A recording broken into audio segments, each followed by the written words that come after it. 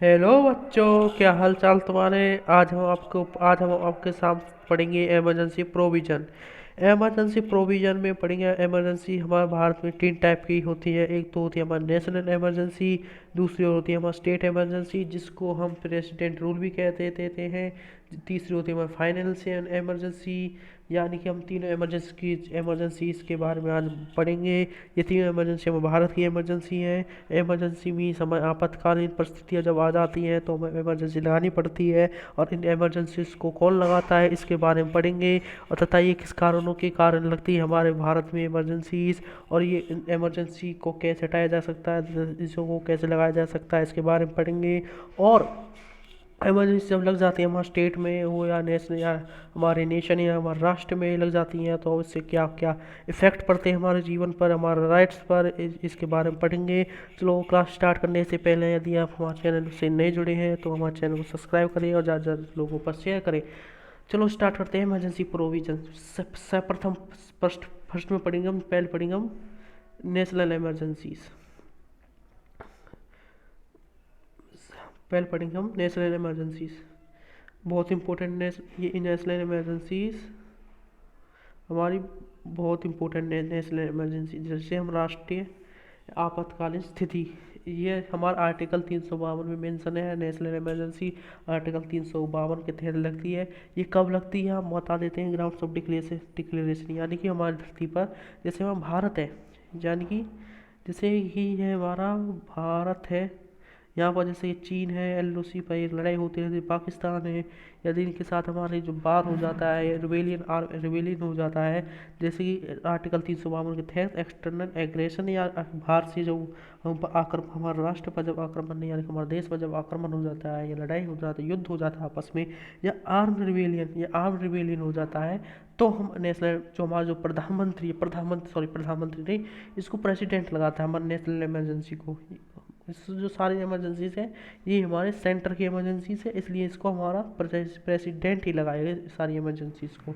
हम बता देते हैं आपको। जैसे कि हमारे 352 के तहत, जैसे कि हम पर किसी चाइना, जैसे कि हम पे भारत पर चाइना ने अटैक कर दिया, जो भारत का प्रेसिडेंट है उस अटैक के कारण उस पूरे हमारे नेशनल में हमारे राष्ट्र में, भारत में, कंट्री में नेशनल इमरजेंसी घोषित कर देगा। इसलिए हमारे एक्सटर्नल अग्रेशन और आर्म रिबेलियन के कारण भी हमारी ग्राउंड्स ऑफ डिक्लेरेशन कारण इमरजेंसी लग जाती है। और ये जो हमारी ये इमरजेंसी कौन लगाता है, प्रेसिडेंट लगा देता है। किसके तहत, ये हमारा कॉन्स्टिट्यूशन अमेंडमेंट हुआ 42 वाली अमेंडमेंट 1976 के तहत निश्चित किया गया, सीमित किया गया कि जो प्रेसिडेंट है, वो जो हमारा प्रेसिडेंट भारत का जो प्रेसिडेंट होता है, यानी कि जो हमारा राष्ट्रपति होता है, वो लिमिट एरिया में, पार्टिकुलर एरिया में लिमिट ऑपरेशन के लिए नेशनल इमरजेंसी लगा सकता है। जैसे कि ये हमारा भारत है, ये भारत है, जैसे कि यहाँ पर चाइना उसमें वार हो रहा है, तो जम्मू कश्मीर के साइड यहाँ पर लिमिटेड एरिया में, पार्टिकुलर एरिया में, जैसे कि यहाँ पर नेशनल इमरजेंसी घोषित कर दी। प्रेसिडेंट इतनी पावर होती है प्रेसिडेंट के पास, लेकिन वो जैसे तमिलनाडु में नेशनल इमरजेंसी नहीं लगा सकते क्योंकि वहाँ पर चाइना की, वहाँ पर अभी कोई खतरा मौजूद नहीं है, लेकिन खतरा आ सकता है, इसलिए वो नेशनल इमरजेंसी लगा सकता है। उस पर लिमिट होती है। इसके तहत, किसके तहत, आर्टिकल 42nd अमेंडमेंट 1976 के तहत प्रेसिडेंट के पास लिमिट ऑपरेशन करने के लिए पार्टिकुलर एरिया होता है। ओके। सबसे पहले हमारी नेशनल इमरजेंसी 1975 में लगी थी। किस किस कारण लगी, इंटरनल डिस्टर्बेंस, यानी कि जो हमारे भारत में जो गृह युद्ध हुए, गृह युद्ध का मतलब तो जैसे अंदर अंदर कुछ युद्ध, जैसे कि माँ बाप, जैसे कि बाप बेटे में आपस में बनती नहीं है, ऐसे ही आपस में हमारे धर्मों में कुछ बनती नहीं थी पहले। हमारे धर्मों में उस समय हमारे प्रधानमंत्री थी इंदिरा गांधी। उसमें सिख थे, मुस्लिम थे, वो इंदिरा गांधी को प्रधानमंत्री के रूप में देखना नहीं चाहते थे, तो आपस में लड़ते झगड़ते, ऐसा लड़ते झगड़ते रहते थे। तो एक दिन ऐसा हुआ कि वो सारे के सारे इतने लड़के झड़के कि सारे जो इंदिरा गांधी उसको यानी कि उसको क्या कहते हैं, उसको कारणवश पूरे राष्ट्र में, यानी कि पूरे देश में नेशनल इमरजेंसी लगानी पड़ी, इंटरनेट डिस्टर्बेंस के कारण लगानी पड़ी। ओके। फिर प्रेसिडेंट, जो प्रेसिडेंट होता है वो इमरजेंसी लगा सकता है ओनली आफ्टर एक रिसीविंग रिटर्न रिकमेंडेशन, है कि पत्र कहते हैं जिसे त्याग पत्र होता है, वहाँ पर एक पत्र भेजा जाता है कैबिनेट, किस कहाँ पर कैबिनेट में भेजा जाता है। जब उस पर रिटर्न में लिखा होगा, कैबिनेट के मिनिस्टरों ने लिखा होगा इमरजेंसी लगनी चाहिए, तो ही प्रेसिडेंट इमरजेंसी की घोषणा कर सकता है। ये मेंशन किया गया है 42nd अमेंडमेंट के तहत ही किया गया है। जब नेशनल इमरजेंसी लग जाती है तो ब्राउड अंडर एंड जुडिशियल, ये किसके तहत लगती है? जुडिशियल रिव्यू के तहत, सॉरी ये दिख नहीं होगी आपका यहाँ, जुडिशियल रिव्यू है, जुडिशियल रिव्यू के तहत हमारी नेशनल इमरजेंसी लग जाती है। ओके, अब आपको ये तो हमारा ग्राउंड ऑफ डिक्लेरेशन है। अब बता देते हैं आपको इसको अप्रूव कौन करता है। जो हमारी नेशनल इमरजेंसी है इसको अप्रूव कौन करता है? ये अप्रूव की जाती है तो बहुत हमारा जो अपर हाउस और लोअर हाउस यानी कि राज्यसभा, विधानसभा, राज्यसभा और लोकसभा के जो मेंबर्स होते हैं वे दोनों मिलकर आपस में मिलकर अप्रूव करते हैं इस पूरे जिसमें मेजोरिटी होगी जैसे कि लोकसभा मेजोरिटी होगी लगनी चाहिए तो लगनी चाहिए, राज्यसभा मेजोरिटी स्पेशल मेजोरिटी के तहत ये प्रेसिडेंट उसको इमरजेंसी को लगा सकता है। इसमें 1 महीने का समय होता है कि 1 महीने का समय होता है आप अप्रूव करते हो कि नहीं करते।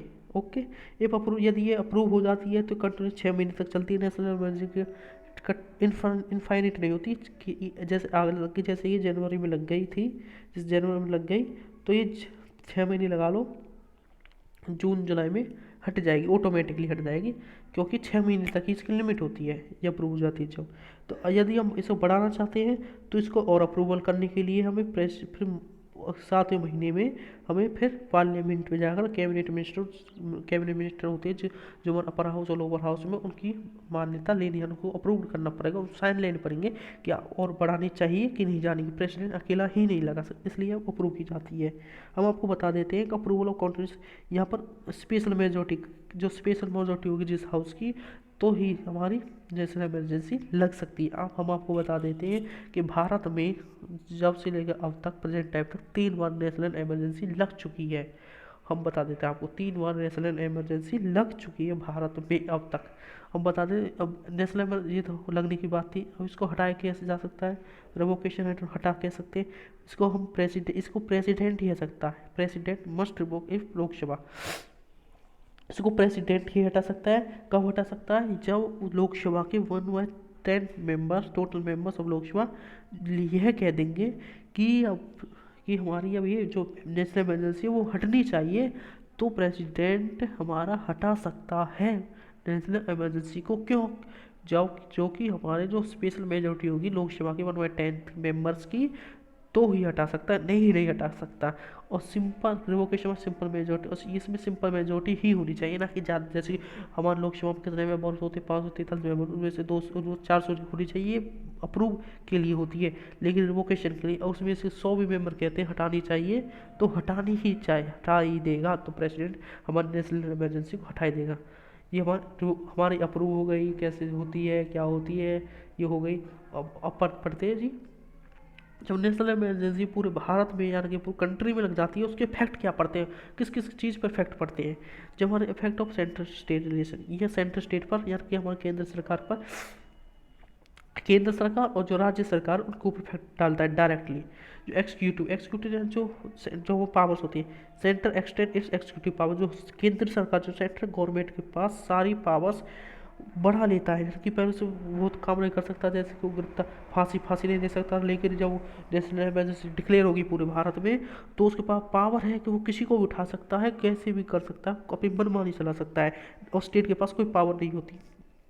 यानी कि स्टेट गवर्नमेंट इज नॉट डिसस्पेंडेड, यानी कि स्टेट गवर्नमेंट सस्पेंड नहीं होगी, पर कंप्लीट कंट्रोल, जो सारा स्टेट है उसका सारा का सारा कंप्लोट ऑटोमेटिकली कंट्रोल सारा का सारा सेंट्रल गवर्नमेंट के पास पहुंच जाएगा। इसका इफेक्ट डायरेक्टली हम एक्सिक्यूटिव पर पड़ता है और लेजिस्लेटिव में पड़ता है, यानी कि parliament makes law on state list, how legislative power is not suspend, यानी कि जो लेजिस्लेटिव पावर सस्पेंड नहीं होगी, लॉ पार्लियामेंट्री जो डायरेक्ट लॉ बनेंगे वो हमारे स्टेट गवर्नमेंट नहीं बनाएगी, इसमें हमारे डायरेक्ट सेंट्रल गवर्नमेंट हमारे लॉ अप्रूव करके हमारे रेगुलेट कर देगी सारे लॉ को।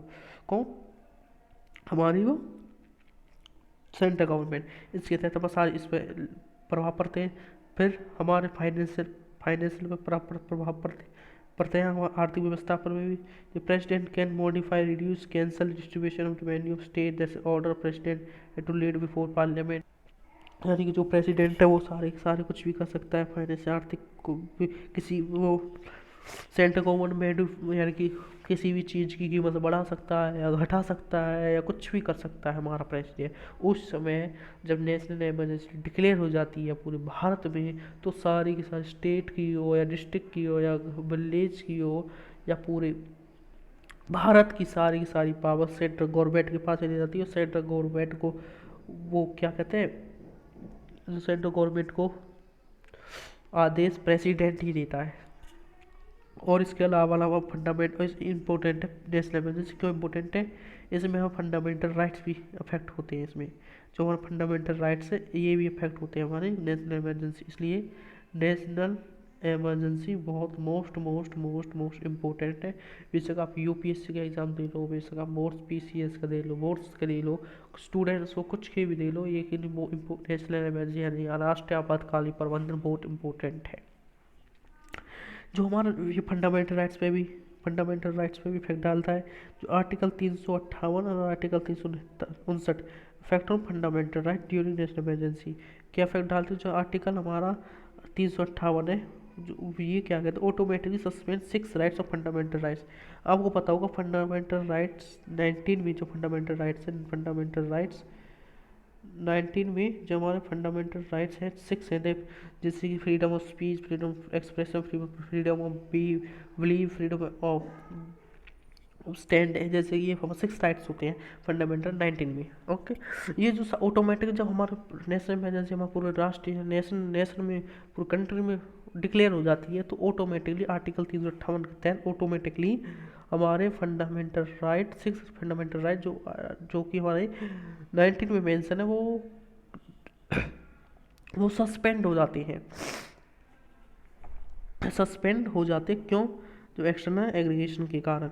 ओके, फिर आर्टिकल 359 में कहते हैं suspension of other fundamental right, यानी कि वो सारे सस्पेंड हो जाते हैं, लेकिन जो फंडामेंटल राइट 20 और फंडामेंटल 21 को छोड़कर सारे फ्रीडम के राइट्स हैं वो सारे के सारे सस्पेंड हो जाते हैं। सिर्फ 20 और 21 को छोड़कर सारे जो हमारा fundamental right, freedom of speech, जो हमारा फ्रीडम है पूरा राइट है, ये आर्टिकल 19 से 22 के तहत में है। यहाँ के जो इसके शख्स राइट ऑटोमेटिक सस्पेंड, और जो हमारा 20 और 21 को छोड़कर ये दोनों सस्पेंड नहीं होंगे, बल्कि सारे के सारे सस्पेंड हो जाएंगे ऑटोमेटिकली। ओके, हम वो बता देते हैं और जो हमारा 44th अमेंडमेंट एक्ट हुआ, automatic suspension of fundamental only external. जब ऑटोमेटिक सस्पेंड हो, जो एक्सटर्नल एग्रेशन का मतलब होता है, जब जैसे कि बाहर से जो हमारे पास कोई युद्ध हो गया, जैसे चीन में, जैसे पाकिस्तान समझो, पाकिस्तान भारत में इंडिया में युद्ध हो रहा है, तो जो आपस में चीन हो रहा है, युद्ध हो रहा है, तो वो एक्सटर्नल एक्सक्रेशन की जो हम पे दबाव डाल रहे हैं, तो जिसके कारण ये एक्सटर्नल एक्सक्रेशन हो गया, नेशनल इमरजेंसी डिक्लेयर हो गई, जिसके कारण हमारे फंडामेंटल राइट सस्पेंड होंगे। लेकिन एक्सटर्नल एक्शन चीज़ें ये नहीं है कि हमारे जो अंदर ही अंदर युद्ध हो रहा है, गृह युद्ध हो रहे हैं, सिविल वॉर्स हो रहे हैं, जैसे कि हमें धर्मों में आपस में, जिसके कारण नेशनल इमरजेंसी लग ही नहीं सकती वैसे तो, और लगेगी तो फंडामेंटल राइट डिस्ट्रॉय नहीं होंगे, सस्पेंड नहीं होंगे, ये हमारे नेशनल इमरजेंसी इफेक्ट पड़ते हैं। ये हो गया हमारा नेशनल इमरजेंसी। हमने अब तक पढ़ा है, आपको पता है को नेशनल इमरजेंसी होती है वो हमारा आर्टिकल 352 के तहत आती है, ग्राउंड ऑफ डिक्लेरेशन पर होती है। इसका प्रूव किया जाता है, इसको रिवोकेशन किसके इफेक्ट किसके पड़ते हैं, ये हमने आपको बता दिया है। ये हमारी होगी नेशनल इमरजेंसी यानी कि राष्ट्रीय आपातकालीन प्रबंधन। उसके बाद आ जाते हैं प्रेसिडेंट रूल। प्रेसिडेंट रूल यानी कि हम इसको स्टेट इमरजेंसी भी कह देते हैं। इसको हम स्टेट इमरजेंसी इसलिए कहते हैं, ये इमरजेंसी हमारे आर्टिकल 356 में मेंशन है। ओके, ये कब लगाई जाती है ये इमरजेंसी, हम बता देते हैं आपको। जो स्टेट इमरजेंसी यानी कि जो हम प्रेसिडेंट रूल भी कहते हैं इमरजेंसी को जी, इसको हम स्टेट इमरजेंसी भी कहते हैं, आपको बता दिया मैंने। जो आज में article 355 duty on centre as government is working according, यानी कि जैसे कि हम अपनी भाषा में बता देते हैं, जैसे कि एक स्टेट है, जैसे कि स्टेट है, इसके पास हमारी वो गवर्नमेंट सरकार कॉन्स्टिट्यूशन माननी पड़ती है, जिसकी सीएम है, जैसे कि सीएम है और सीएम के ऊपर होता है हमारा प्रेसिडेंट। ओके, ये प्रेसिडेंट सीएम जैसे कि अपने राज्य में पूरे स्टेट में अपनी मनमानी चलाता है, यानी कि वो कॉन्स्टिट्यूशन के तहत कुछ नहीं करवाता, रुपयों को खाता रहता है, यानी कि वो अपनी मनमानी चलाता है। वो कौन सो अपने फंडामेंटल राइट्स को नहीं मानता, वो कॉन्स्टिट्यूशन के तहत अपना कार्य नहीं करता, जिसके कारण प्रेसिडेंट वहाँ पर स्टेट इमरजेंसी लगाकर अपना रूल डायरेक्ट चलाता है, यानी कि सीएम वहाँ का कुछ नहीं कर सकता। स्टेट की सारी लेजिस्लेटिव एक्सिक्यूटिव सारी पावर्स हमारे प्रेसिडेंट के पास हो जाती है, तो प्रेसिडेंट अपनी हाथों से पूरे स्टेट को संभालता है, उसे हम स्टेट इमरजेंसी कहते हैं। ओके, और पढ़ते इसमें क्या लिखा है, यहाँ से पढ़ते हैं। आर्टिकल 356 के तहत प्रेसिडेंट टू प्रोक्लेम, प्रेसिडेंट यह डिक्लेयर करता देता है if satisfied action without governor support, यानी कि वह सेटिस्फाइड यानी कि वह संतुष्ट नहीं है कि उसकी गवर्नर हो या उसका सीएम हो, उसकी जो रिपोर्ट भेजी वो संतुष्ट नहीं है उसकी रिपोर्ट से, वो अपनी मनमानी चला रहे हैं दोनों, तो इसके कारण वो अपनी प्रेसिडेंट अपना वो किसे क्या कहते हैं इमरजेंसी अपना रूल चलाएगा डायरेक्टली। ओके, और जो स्टेट है fail to comply with direction of centre, यानी कि सेंट्रल गवर्नमेंट जो हमें रूल देती है उसके जो उसको पर उस रूल को जो फॉलो नहीं करेगा स्टेट, तो जिसके कारण स्टेट फेल हो जाएगा, जिसके कारण उस पर प्रेसिडेंट स्टेट इमरजेंसी लग जाती है। उसका अप्रूव कैसे होती है, must be approved by both houses, यहाँ ये भी अप्रूव स्टेट इमरजेंसी जिसे हम प्रेसिडेंट रूल भी कहते हैं, ये अप्रूव्ड हो जाती है दोनों हाउस, ये अपर हाउस है लोअर, यानी कि राज्यसभा और लोकसभा के दोनों मेंबर्स बैठकर 2 महीने में इन पर लेटर भेजा जाता है उसको इशू करने के लिए। इफ अप्रूव्ड इट, यदि ये अप्रूव हो जाती है, ये भी 6 महीने तक चलती है। हम बता दें जो सारी इमरजेंसी है इसकी लिमिट एज 6 मंथ्स होती है, can be extend for maximum 3 years, इसे हम 3 साल के भी बढ़ा सकते हैं अगर ये पार्लियामेंट में से और अप्रूवल दिया जाए, इसको हम 3 साल तक भी बढ़ा सकते हैं स्टेट इमरजेंसी को, लेकिन मिनिमम 6 महीने तक होती है। ओके, इसको कंटिन्यू करने के लिए इधर हाउस ऑफ सिंपल मेजॉरिटी होनी चाहिए, इसको और स्टेट इमरजेंसी और महीने लगा दिए, 6 महीने और लगा दिए, 3-4 साल लगा दिए, तो हमें सिंपल मेजॉरिटी चाहिए किसकी, लोकसभा की। ओके, नेशनल इमरजेंसी यदि हम इसको बढ़ा सकते हैं, क्या क्या कंडीशन चाहिए इसको बढ़ा कर रखने की, एक तो पहले नेशनल इमरजेंसी पूरे राष्ट्र में घोषित हो चुकी हो तो हम स्टेट इमरजेंसी भी लगा सकते हैं, डायरेक्टली बढ़ा सकते हैं। यदि इलेक्शन कमीशन हो रहा हो है तो no general election due to facilities, तो वहाँ पर कोई भी इलेक्शन नहीं होगा, जनरल इलेक्शन नहीं होगा, जिसके कारण स्टेट इमरजेंसी को बढ़ाकर रख सकते हैं। हम आपको बता देते हैं अब तक हमारे पूरे जो इंडिया है उसमें स्टेट इमरजेंसी अब तक 150-200 बार लग चुकी है। हम बताते हैं जो भारत है, एक क्वेश्चन पूछता हूँ मैं आपसे, जो पूरा भारत है उसमें 2 यूनियन टेरिटरीज है, उन पर अब तक स्टेट इमरजेंसी नहीं लगी है। ये आप मुझे कमेंट करके ज़रूर बताओ यदि हमको पता हो तो, नहीं तो मैं बता दूँगा आपके अगले इलेक्शन में।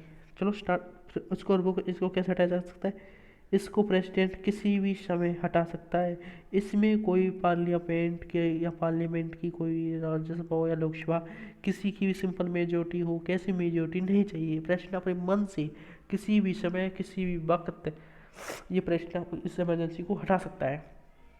ओके, कोई बात नहीं, इसके भी इफेक्ट पड़ते हैं हमारे स्टेट असेंबली पर। इसके स्टेट असेंबली पर क्या फ़र्क पड़ते हैं, president dismiss the state council of minister, यानी कि जो प्रेसिडेंट है वो डायरेक्टली प्रेसिडेंट के पास रूल चले जाता है डायरेक्टली हमारा स्टेट इमरजेंसी कारण, तो प्रेसिडेंट के पास इतनी पावर्स होती है कि वो सारे के सारे जो डिसमिस कर देता है काउंसिल ऑफ मिनिस्टर्स को, सारे के सारे काउंसिल ऑफ मिनिस्टर मंत्रिमंडल को डिसमिस करते हैं, इस्तीफा देने पड़ता है उन सारे को। गवर्नर ऑन बिहाफ और सेंटर कैरी, यानी कि गवर्नर है वो कुछ नहीं कर सकता, वो सेंटर को उसका आधा कंट्रोल रह जाता है, पूरा नहीं आधा कंट्रोल रहता है वैसे, administrate with help of chief secretary. Okay, president either suspend dissolve state assembly, यानी कि जो प्रेसिडेंट है वो स्टेट असेंबली को डिसॉल्व भी कर सकता है या सस्पेंड या हटा देगा स्टेट असेंबली के जो सीएम पीएम होंगे वो सारे को हटा देगा। Removal of council of minister of state legislative assembly, यानी कि जो council of state ministers of state legislative assembly है उसके सारे जो मिनिस्टर्स हैं उनको हटा देगा। कौन हटा देगा? प्रेसिडेंट की पावर हो जाती है जब स्टेट इमरजेंसी लग जाती है। और ये है हमारे कुछ। फिर इसके बाद है हमारा ये हमारे क्या हो गई, ये हो चुकी हमारी स्टेट इमरजेंसी। फिर उसके बाद आ जाती है हमारी फाइनेंशियल इमरजेंसी। फाइनेंशियल इमरजेंसी अब तक भारत में एक भी बार नहीं लगी है, लेकिन हम बता देते हैं फाइनल इमरजेंसी श्रीलंका में अभी वर्तमान कुछ एक साल है होंगे श्रीलंका में लगी थी फाइनल इमरजेंसी फाइनेंशियल, और पाकिस्तान में अब लगी रही होगी। हम देख रहे हैं आपको वहाँ भुखमरी हो रही है। फाइनेंशियल इमरजेंसी का मतलब है जैसे हमारी आर्थिक व्यवस्था, जैसे कि हमारे पास जैसे भारत है, भारत के पास इतना पैसा है कि वो अब तक 3 यानी कि 1 महीने तक खर्चा चला सकता है भारत का। वैसे वो जिस कारण भारत हमारा फाइनेंशियल इमरजेंसी घोषित कर सकता है, लेकिन अब तक भारत में एक बार भी फाइनेंशियल इमरजेंसी नहीं लगी है।